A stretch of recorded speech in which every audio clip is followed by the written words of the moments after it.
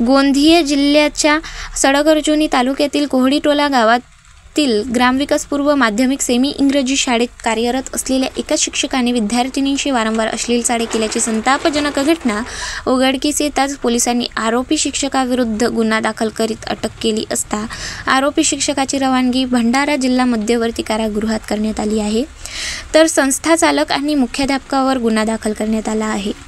डुग्गीपार पोलिसांनी दिलेल्या माहितीनुसार 53 वर्षीय आरोपी शिक्षक शामराव देशमुख राहणार कोहमारा याच्यावर भारतीय दंड संहितेच्या कलम 64, 65, 75 आणि 181 तसेच बाललैंगिक अत्याचार प्रतिबंधक कायदा पोक्सो तसेच बाल न्याय अधिनियम 75 नुसार गुन्हा दाखल करण्यात आला आहे।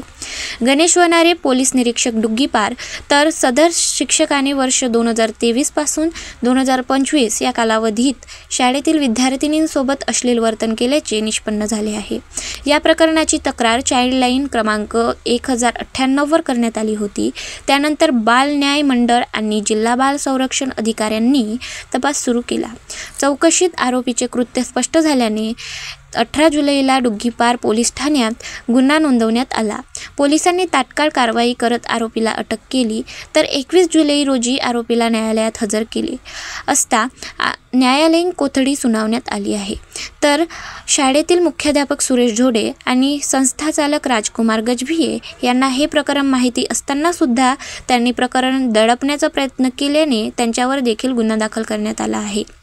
गणेश वनारे पोलीस निरीक्षक डुग्गीपार या प्रकरणावर डुग्गीपार पोलीस ठाण्याचे पोलीस निरीक्षक गणेश वनारे यांनी प्रसारमाध्यमांशी बोलताना जनतेला आवाहन केले की अशा प्रकारचे गंभीर गुन्हे घडल्यास आणि नागरिकांना माहिती होताच मनात कोणतीही भीती न बाळगता पोलिसांना माहिती द्यावी अशी विनंती पोलिसांनी नागरिकांना केली आहे।